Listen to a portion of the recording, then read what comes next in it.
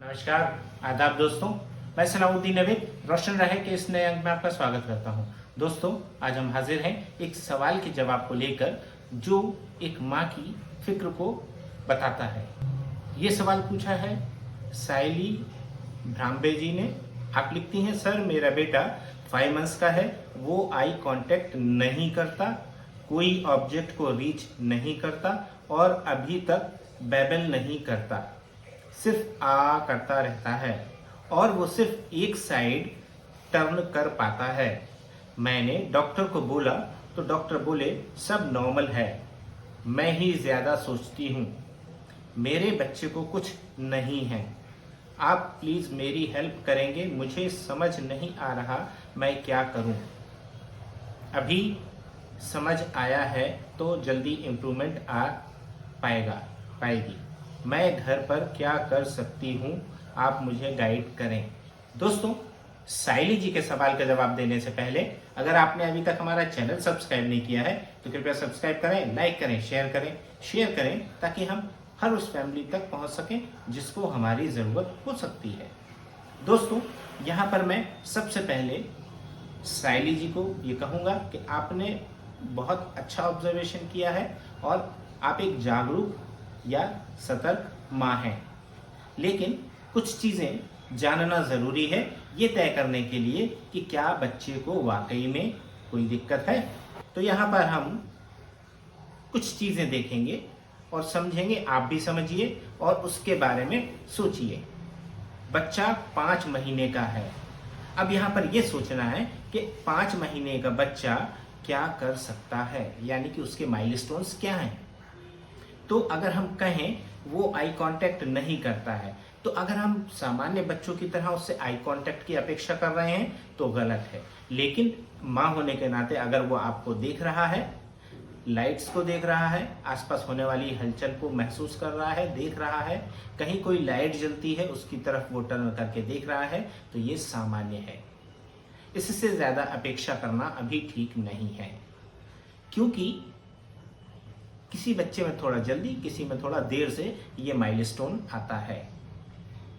कोई ऑब्जेक्ट को रीच नहीं करता है। अब यहाँ ऑब्जेक्ट को रीच करना मतलब क्या होता है? यहाँ पर अगर बच्चा लेटा है और उसके सामने हम अगर कोई चीज, कोई खिलौना, ये ठीक नहीं है, बट ऐसा खिलौना जो रंगीन हो, जिसमें लाइट हो सकती हैं, जिसमें आवाज हो सकती है, हम वो खिलौना उसकी चेहरे के ऊपर हिलाते हैं तो क्या वो देख रहा है? अगर देख रहा है तो ये सामान्य है। लेकिन अगर वो नहीं देख रहा है, आवाज को रिप्लाई नहीं कर रहा है, लाइट को रिप्लाई नहीं कर रहा है, कोई रिएक्शन नहीं दे रहा है, तो चिंता की बात हो सकती है। अभी तक बैबल नहीं करता, बैबल की उम्र नहीं आई है इसलिए बैबलिंग नहीं कर रहा है, सिर्फ आ करता रहता है। ठीक है, कोई दिक्कत नहीं है, क्योंकि बैबलिंग की अभी उम्र नहीं है तो इसी से शुरुआत होगी। वो सिर्फ एक साइड टर्न कर पाता है। अब यहाँ पर अगर वो लेटा है, वो अपनी लेफ्ट या राइट साइड टर्न कर पा रहा है तो ये थोड़ा सा डिले है, क्योंकि 5 महीने की उम्र में बच्चा पलट जाता है, पलट कर रोल कर लेता है दोनों तरफ। पर कभी अगर बच्चा, मान लीजिए उसका एक साइड कमजोर है, एक साइड प्रॉपर है, तो जिस साइड कमजोर होगा वो उसी की तरफ टर्न करेगा स्ट्रॉन्ग साइड के सपोर्ट से। तो यहाँ पर एक समझ में आ रहा है कि हो सकता है उसको कोई शारीरिक समस्या हो, ये हो सकता है नहीं बोल रहा हूं। अब यहाँ पर आपने कहा कि मैंने डॉक्टर को बोला तो वो बोले सब नॉर्मल है। देखिए, यहाँ पर डॉक्टर की परिभाषा बड़ी विस्तृत है। कौन सा डॉक्टर, कैसा डॉक्टर? बच्चों का डॉक्टर, बच्चों में भी डेवलपमेंटल पीडियाट्रिशियन, क्या वो हैं? अगर वो डेवलपमेंटल पीडियाट्रिशियन हैं तो संभावना है कि वो सही होंगे। लेकिन अगर वो डेवलपमेंटल पीडियाट्रिशियन नहीं है, कोई सामान्य डॉक्टर है या बच्चों के डॉक्टर हैं, तो गलती की गुंजाइश है। और यहाँ पर ये जरूरी है कि हम डेवलपमेंटल पीडियाट्रिशियन या चाइल्ड साइकोलॉजिस्ट से असेसमेंट करवाएं। तो यहाँ पर मैं ये कहना चाहूंगा कि सबसे पहले यह तय करना है कि क्या दिक्कत है। हाँ, अगर दिक्कत है, कोई परेशानी है, कोई समस्या है, तो वो किस तरह की है?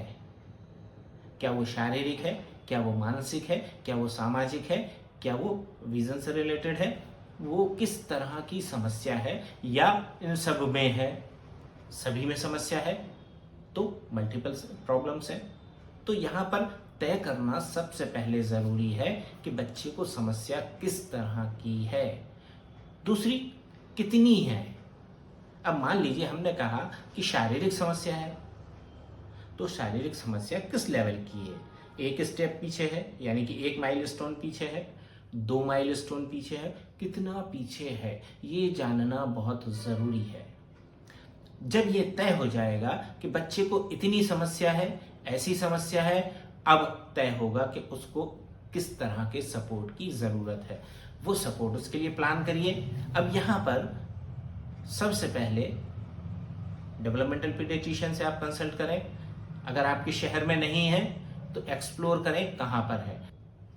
जो आप देख रही हैं, जो आप महसूस कर रही हैं, वो बेहतर है। बस आपको एक प्रॉपर स्पेशलिस्ट से उसको वेरीफाई करवाना है। आप गलत भी हो सकती हैं, सही भी हो सकती हैं। गलत हो कोई बात नहीं है, लेकिन अगर आप सही हैं तो सही समय पर इंटरवेंशन बहुत ज़रूरी है, जैसा कि आप सोचती हैं। आप जानती हैं कि अगर जल्दी पहचान लिया तो जल्दी समाधान हो पाएगा और बच्चे का नुकसान होने से बच जाएगा, और यही सबसे बेस्ट तरीका है, यही सबसे अच्छा सॉल्यूशन है कि हम जितने जल्दी हो सके उसको पहचानें और उसका समाधान करें, उसको दूर करें उस समस्या को। यहाँ पर अगर आप किसी छोटे शहर में रहती हैं, किसी छोटी जगह रहती हैं, तो बड़े शहर में, आसपास के बड़े शहर में पता करिए डेवलपमेंटल पीडियाट्रिशियन कहाँ है। अगर मिल जाते हैं तो उनसे ऑनलाइन या ऑफलाइन असेसमेंट करवाइए। जब असेसमेंट हो जाए उसके बाद आगे बढ़िए। और अगर आगे बढ़ते हैं तो अगर बच्चे को शारीरिक समस्या है, यानी कि वो एक साइड टर्न कर रहा है, दूसरी साइड नहीं कर रहा है, तो इसका संकेत ये है कि शायद शरीर का एक हिस्सा उतना स्ट्रांग नहीं है जो कि 5 महीने में उसको दोनों तरफ मूव करवा पाता। तो हो सकता है शारीरिक समस्या हो, तो यहाँ पर फिजियोथेरेपिस्ट आपकी मदद कर सकते हैं।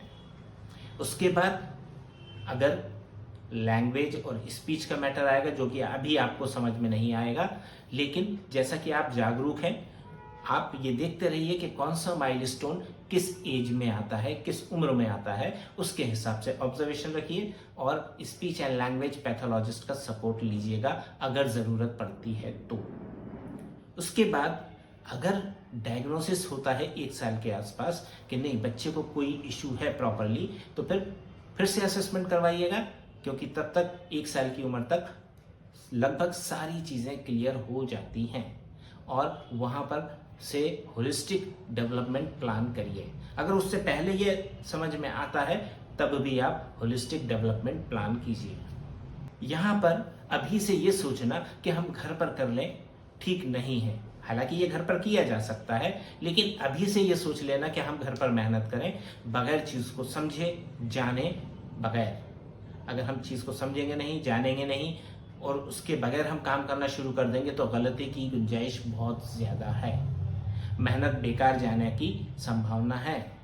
इसीलिए अभी ऐसा मत करिए, पहले सोच लीजिए, समझ लीजिए बच्चे को क्या इशू है, कितना इशू है, कैसा इशू है, और उसके बाद अकॉर्डिंग टू थेरेपिस्ट या एक्सपर्ट घर पर कर सकते हैं आप। फिर कोई इशू नहीं है, फिर करते रहिए और रेगुलर फॉलोअप करते रहिए, फिर कोई दिक्कत नहीं होगी आपको। यहाँ पर आपकी जागरूकता ही सबसे बड़ा हथियार है।